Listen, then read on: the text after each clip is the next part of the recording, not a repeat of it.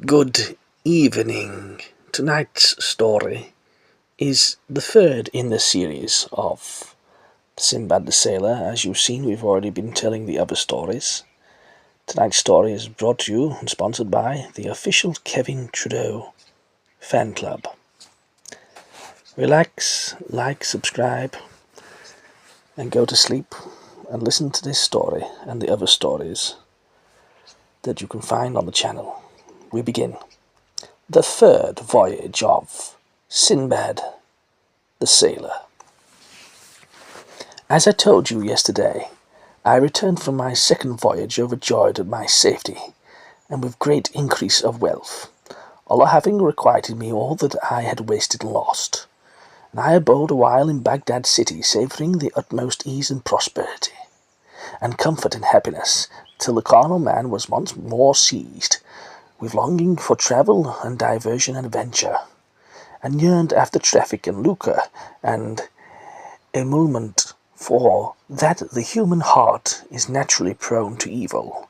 So making up my mind, I laid in great plenty of goods suitable for sea voyage, and repairing to Bassorah, went down to the shore and found there a ship, fine and ready to sail, with a full crew and a numerous company of merchants, men of worth and substance, faith, piety, and consideration.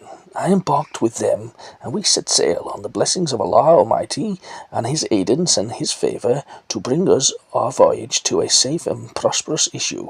And already we congratulated one another on our good fortune and bon voyage. We fared on from sea to sea, and from island to island, and from city to city, in all delight and merriment and contentment, buying and selling wherever we touched, and taking our solace and pleasure, till one day when, as we sailed athwart the dashing sea, swollen with clashing billows, behold, the master, who stood at the gunwale, examining the ocean in all directions, cried out with a great cry, and buffeted his face and pocket and his beard, and rent his raiment, and bade furl the sail and cast the anchors, shouting, "Furl the sail and cast the anchors." So we said to him, "O rash, what is the matter?" "No, O my brother, and Allah preserve you, that the wind have gotten the better of us, and have driven us off our course into the mid-ocean, and destiny for our ill luck have brought us to the mountain of Zugbd, a hairy folk like apes, among whom no man ever fell and came forth alive, and my heart presageth that we are all dead men." Hardly had the master made an end of his ill speech, when the apes were upon us. They surrounded the ship on all sides, swarming like locusts, and crowding the shore. They were the most frightful wild creatures, covered with black hair like felt, foul of favour, and small of stature, being but 4 spans high, yellow-eyed and black-faced. None knoweth their language nor what they are, and they shun the company of men. We feared to slay them, or strike them, or drive them away, because of their inconceivable multitude, lest if we hurt one, the rest fall on us and slay us, for numbers prevail over courage. So we let them do their will, albeit we feared they would plunder our goods and gear. They swarm up the cables, and gnawed asunder, and on the likewise they did with all the ropes of the ships, gnawing them away. So it fell off from the wind, and stranded upon the mountains of the coast. And they laid their hands on all the merchant's crew, and landing on us on the island, made off with the ship and its cargo, and went their ways, we wot not whither. We were thus left on the island, eating of its fruits and pot herbs, and drinking of its streams, till one day we espied in its midst that we seemed an inhabited house. So we made for it as fast as our feet could carry us, and beheld it was a castle strong and tall, compassed about with a lofty wall, and having a 2-leaved gate of ebony wood, both of which leaves open stood. We entered, and found within a space wide and bare, like a great square.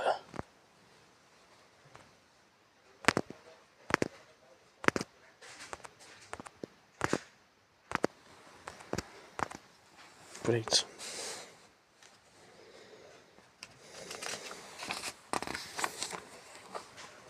Round which stood many high doors open thrown, and at the farther end a long bench of stone, and brazier, with cooking gear hanging thereupon, and a great plenty of bones. But we saw no one, and marvelled thereat with exceeding wonder. Then we sat down on the courtyard till a little while, presently falling asleep. Slept till the afternoon, till sundown, when lo! The earth trembled under our feet, and the air rumbled with a terrible tone. Then came upon us from top of the castle a huge creature, the likeness of a man, black of colour, tall and big of bulk, as if he were a great date tree, with eyes like coals of fire, and eye teeth like boar's tusk, and a vast big gape like the mouth of a well. Moreover, he had long loose lips like camels hanging down upon his breasts, and ears like two jawms falling over his shoulder blades, and the nails on his hands were like the claws of a lion.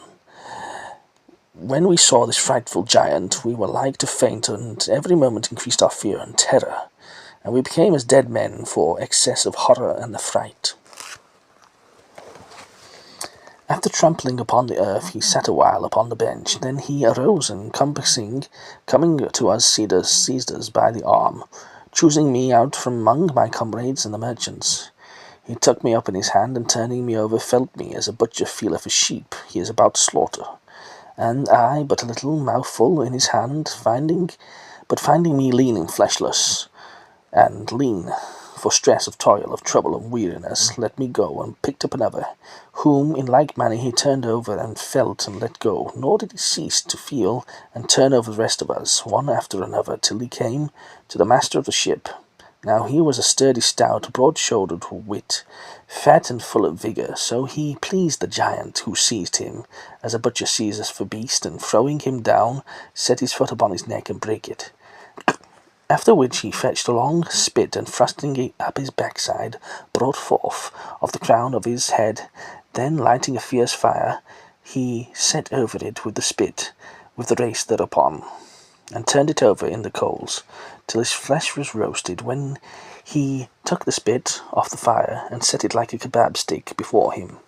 Then he tore into the body, limb from limb, as one jointer for chicken, and rendereth the flesh with his nails, fell to eating it, and gnawed the bones, till there was nothing left but some of these, which he threw on one side of the wall. This done, he sat for a while. Then he lay down on the stone bench, fell asleep, snarking and snoring, like the gurgling of a lamb or a cow, with his throat cut. Nor did he awake till morning, when he arose and fared forth and went his ways. As soon as we were certified that he was gone, we began to talk with each other, weeping and bemoaning ourselves for the risk we ran, and saying, would heaven we had been drowned at the sea, or the apes had eaten us, that would have been better than be roasted over the coals. By Allah, this is a foul, foul death.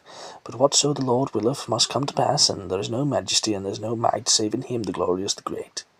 We shall surely perish miserably, and none will know of us, as there is no escape from this place. Then we arose and roamed about the island, hoping that haply we might find a place to hide us in, or a means of flight, for indeed death was a light matter to us, provided we were not roasted over the fire and eaten. However, we could not find no hiding place, and evening overtook us, so with the excess of terror we returned to the castle and sat down a while. Presently the earth trembled under our feet, and the black ogre came up to us, and turning us over, felt one after the other, till he found a man to his liking, whom he took and severed, as he had done the captain, killing and roasting and eating him. After which he lay down on the bench and slept all night, snarking and snoring like a beast, with his throat cut till daybreak, when he arose and went out as before. Then we drew together and conversed, and said to one another, by Allah, we had better throw ourselves into the sea and be drowned, than die roasted, for this is an abominable death. Quoth one of us, hear ye my words, let us cast about to kill him, and be at peace from the grief of him, and rid us from his barbarity and tyranny.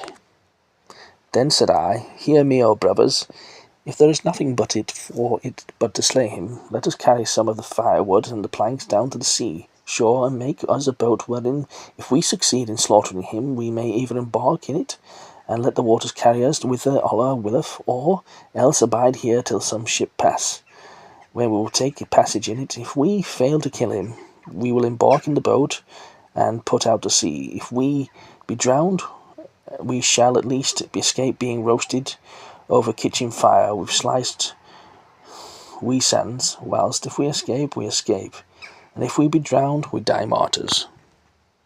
By Allah, said they all, this is right as a reed, and we agreed upon this and set about carrying it out. So we hailed down the beach the pieces of wood which lay about the bench, and making a boat, moored it stranded to the strand, after which we stowed therein somewhat of victual, and returned to the castle.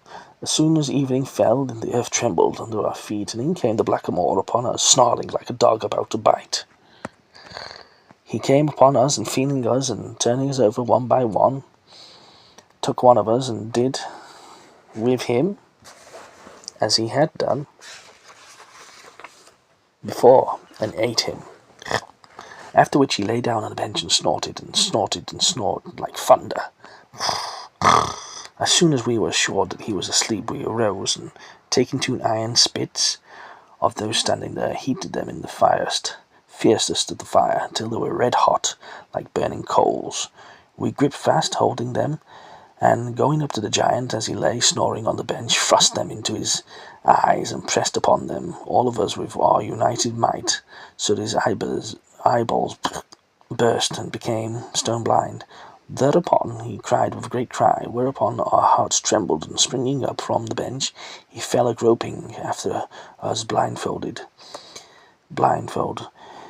We fled from him right and left, and he saw us not, for his sight was altogether blent. But we were in terrible fear of him, and made sure we were dead men, despairing of escape. Then he found the door, feeling for it with his hands, and went out roaring aloud, and behold, the earth shook under us for the noise of his roaring, and we quaked for fear. As he quitted the castle, we followed him, and we betook ourselves to the place where we had moored the boat, saying to one another, if this accursed abide absent till going down of the sun, and come not to the castle, we shall know that he is dead, and if he come back, we will embark on the boat and paddle till we escape, committing our affair to Allah. But as we spake, behold, up came the blackamoor, with 2 as they were gulls, fouler and more frightful than he, with eyes like red-hot coals, which when we saw, we hurried to the boat, and casting off mooring, paddled away, and pushed out to sea. As soon as the other ogres caught sight of us, they cried out, and running down to the seashore, fell a-pelting us with rocks of plentiful size, splashing and making big splashes around us in the sea.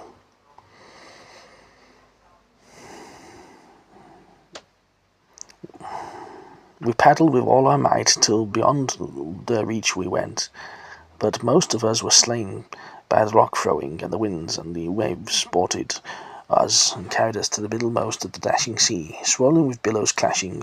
We knew not whither we went, and my fellows died one after the other, till there remained but 3, myself and 2 of us, on board the boat, for, as often as one died, we threw him into the sea. We were sore exhausted of stress and hunger, but we took courage and heartened one another, and worked for dear life, and paddled with main and might till the winds cast us upon another island, as we were dead men for fatigue and fear of famine. We landed on the island, and walked about for a while, finding it abounded in trees and streams and birds, and we ate of the fruits, and rejoiced in our escape from the blackamoor, and our deliverance from the perils of the sea, and thus we did till nightfall, when we lay down and fell asleep for the excess of our fatigue. But we had hardly closed our eyes when we were aroused by a hissing sound like the sort of wind, and awakening sort of serpent like a dragon, a seld-seen sight of monstrous make, and belly of enormous bulk, which lay in a circle around us. Presently it reared its head, and seizing one of my companions, swallowed him up to the shoulders. Then it gulped the rest of him, and we heard his ribs crack in its belly. Presently it went its way, and we abode, and in sore amazement and grief for our comrade, and mortal fear for our own selves, saying, By Allah, this is a marvellous thing. Each kind of death that threatened us is more terrible than the last. We were rejoicing on our escape from the black ogre, and our deliverance from the perils of the sea. But now we have fallen into that which is worse. There is no majesty and there is no might save in Allah. By the Almighty, we have escaped from the blackamoor and from drowning, but how shall we escape from this abominable and viperish monster? Then we walked about the island, eating of its fruits and drinking of its streams till dusk, when we climbed up into the huge tree and went to sleep there, I being on the topmost burrow. And as soon as it was dark, up came the serpent, looking right and looking left, making for the tree, whereupon he climbed up to my comrade and swallowed him down to his shoulders. Then it coiled about the bowl with him, while I could not do but take off my eyes from the sight, and heard his bones crack in his belly. It swallowed him whole, after which it slid down from the tree. When the day broke and the lights showed me that the serpent was gone, I came down as if I was a dead man for stress and fear of anguish, and thought to cast myself upon the sea and be at rest from the woes of the world, but could not bring myself to this, for verily life is dear. So I took 5 pieces of wood, broad and long, and bound one crosswise on the soles of my feet, and the other in like fashion on my right and on left sides over my breast, and the broadest and largest I bound across my head, and made them fast with ropes. Then I lay down on the ground on my back, so that I was completely fenced in by the pieces of wood, which enclosed me like a bier. So as soon as it was dark, up came the serpent as usual, and made towards me, but could not get at me to swallow me, for the wood that fenced me in. So it wriggled around me on every side, whilst I looked on, with eyes gleaming, like one dead by reason of terror. And every now and then it would glide away and come back, but as often as it tried to come at me, it was hindered by the pieces of wood whereat I had bound myself on every side. It ceased not to beset me thus from sundown till dawn, but when the light of day shone upon the beast, it made off in the utmost fury of extreme disappointment. Then I put out my hand and bound myself well nigh down among the dead men for fear and suffering, and went down to the island shore, whence a ship afar off in the midst of the waves suddenly struck my sight. So I tore off a great branch and made signs with it to the crew, shouting out the while, which when the ship's company saw, they said to another, We must stand in and see. What is this? Peradventure 'tis a man.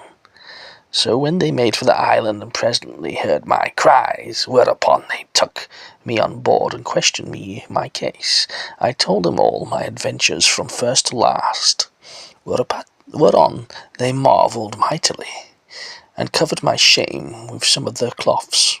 Moreover, they set before me somewhat of food, and I ate, and I ate, and I ate, and I drank cold, sweet water, and I was mightily refreshed.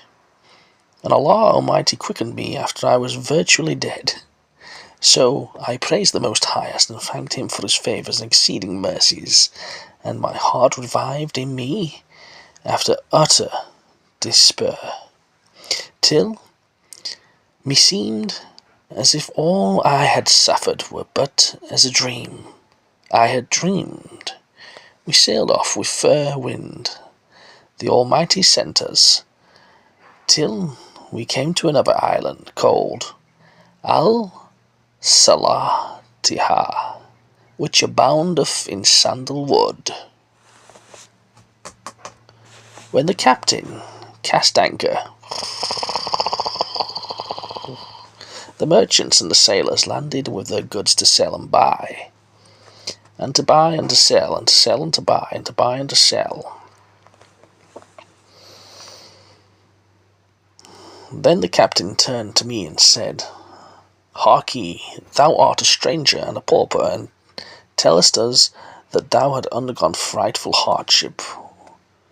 Wherefore I have a mind to benefit thee with somewhat that I may further thee to thy native land. So thou wilt ever bless me and pray for me. So be it, I answered. Thou shalt have my prayers, quoth he. Know then that there is with us a man, a traveller, whom we lost, and we know not if he be alive or dead, for we have no news of him. So I purpose to commit his bales of goods to thy charge, that thou mayst sell them in this land, on this island. A part of the proceeds we will give to thee as an equivalent for thy pains and service, and the rest we will keep till we return to Baghdad, where we'll inquire for his family and deliver it to him, together with the unsold goods. Say me then, wilt thou undertake the charge and land, and sell them as other merchants do? I replied, hearkening and obedience to thee, O my good man, and great is kindness unto me, and thanked him, whereupon he bade the sailors and porters bear in bales in question ashore, and commit them to my charge. The ship's scribe asked him, O master, what bales are these, and what merchant's name shall I write upon them? And he answered, Write upon them the name of Sinbad the sailor, him who was with us in the ship, and whom we lost at the Rook's Island, and whom we have no tidings, for we mean this stranger to sell them. And we will give him part of the price for his pains, and keep the rest till we return to Baghdad, where, if we find the owner, we may take it over to him, if not, to his family.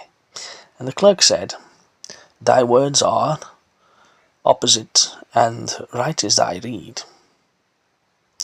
Now, when I heard the captain give orders for the bales to be inscribed with my name, I said to myself, By Allah, I am Sinbad the sailor. So I armed myself with courage and patience, and waited till all the merchants had landed and were gathered together, talking and chaffering, and buying and bartering and selling. Then I went up to the captain and asked him, O my master, knowest thou what manner of a man was this Sinbad, whose goods thou hast committed for me for sale? And he answered, I know of him naught, save that he was a good man from Baghdad city, Sinbad the sailor, who was drowned with many others when we lay anchored at such an island, and I have heard nothing of him since then. At this I cried out with a great cry, and said, O captain, whom Allah keep, know that I am that Sinbad the sailor, and I was not drowned. But when thou casteth anchor on the island, I landed with the rest of the merchants and crew, and I sat at a pleasant place by myself, and ate somewhat of the food I had with me, and enjoyed myself till I became drowsy, and I was drowned in sleep. When I awoke, I found no ship, and none near me. These goods are my goods. All these goods are my goods, and these bales are my bales, and all the merchants who fetched the jewels from the Valley of Diamonds saw me there, and will bear me witness that I am verily Sinbad the sailor, for I related to them everything that had befallen me, and told them how you forgot me, and left me for sleeping on the island, and that which betided me. When the passengers' crew heard my words, they gathered about me, and some of them believed me, and others disbelieved. But presently, behold, one of the merchants, hearing my mention of the Valley of the Diamonds, came up to me and said to them, Hear what I say, good people. When I related to you the most wonderful things of my travels, and I told you that at the time we cast down one of our slaughtered animals into the Valley of the Serpents, I casting it with the rest, as was my wont, there came up a man hanging to mine. Ye believed me not, and gave me the lie. Yes, quoth they, yes. Thou didst tell us some such tale, but we had no call to credit thee. He resumed, Now, listen. This is the very man, by token that he gave me diamonds of great value and high price, whose like are not to be found, requiting me more than would have come up by sticking to my quarter of the meat. And I accompanied him with him to Bassorah's city, where he took leave of us, and went on to his native stead, whilst we returned to our land. This is he, this really is he.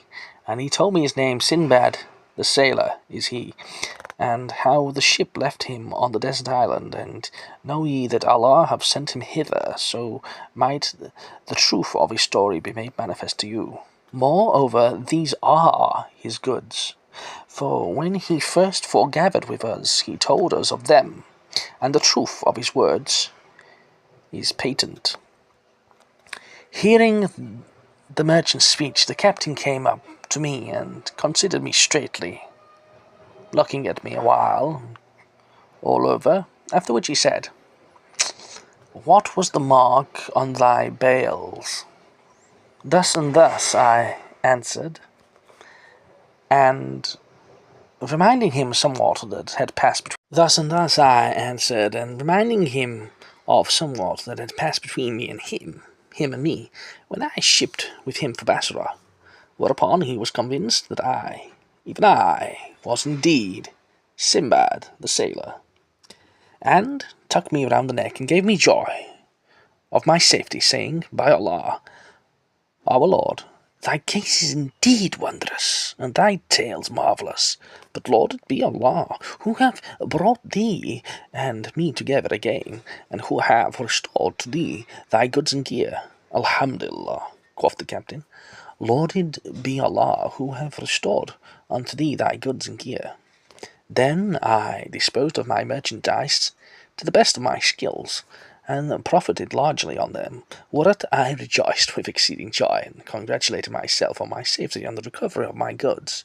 We ceased not to buy and sell at these several islands till we came upon the land of Hind, where we bought cloves and ginger, all manner of spices that you can see and touch and smell and waft in the air. Then hence we fared on to the land of Sind, where we also bought and sold, and in the Indian Oceans we saw a wondrous number of count. Amongst other fish, we saw a fish like a cow, which bringeth forth its young, and suckleth them like human beings do, and of its skin bulkers are made. There were eeks of fish like asses and camels and tortoises, 20 cubits wide. And I saw also a bird that comes, a flappy bird, which cometh out of the sea, shell, and layeth eggs, and hatcheth her chicks upon the surface of the water, never coming up from the sea to the land. Then we set sail again, with a fair wind, and the blessings of Almighty Allah, and after a prosperous voyage arrived safe and sound at Bassorah. Here I abode a few days, and presently returned to Baghdad, where I went once to my quarter and to my house, and saluted my family and familiars and friends. I had gained on this voyage what was beyond count and reckoning. So I gave alms and largesse, and clad the windows of the orphan, by the way of thanksgivings for my happy return, and fell to feasting with merrymaking with my companions and inmates, for I forgot everything that had befallen me, and all my perils and hardships that I had suffered. These, then, are the most admirable things I sighted on my third voyage, and tomorrow, and be it the will of Allah, I shall come, and you shall come to me, and I will relate to thee the adventures of the fourth voyage, which is still more wonderful than those you have heard presently.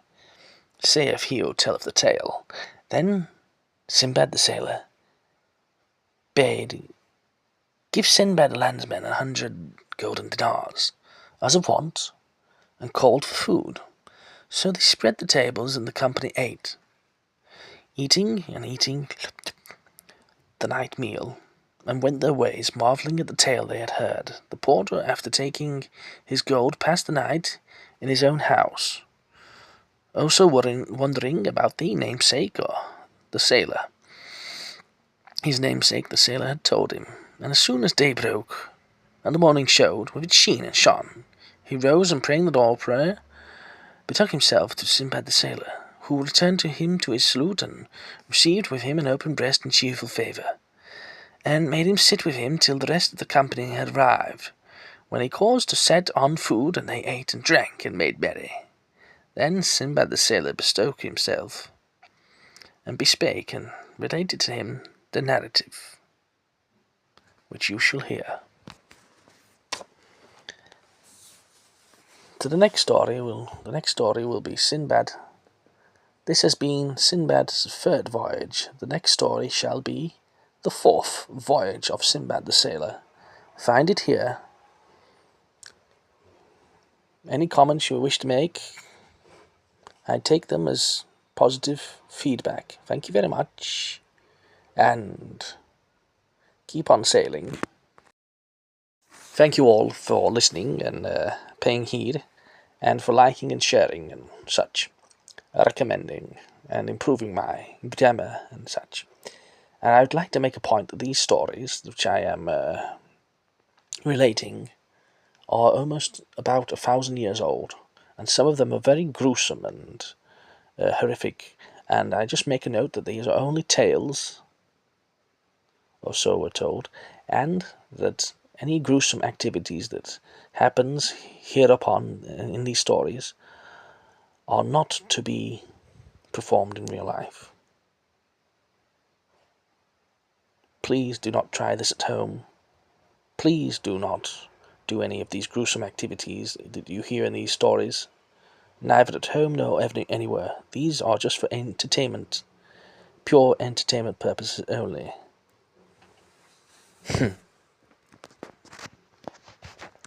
And the other purpose of these stories is to work your imagination muscles. For when we watch television, the images are given to us verbatim, whereas when we listen to things and close our eyes, our mind develops a picture-making mechanism and works that muscle of imagination. Thank you, and you stay classy, San Diego.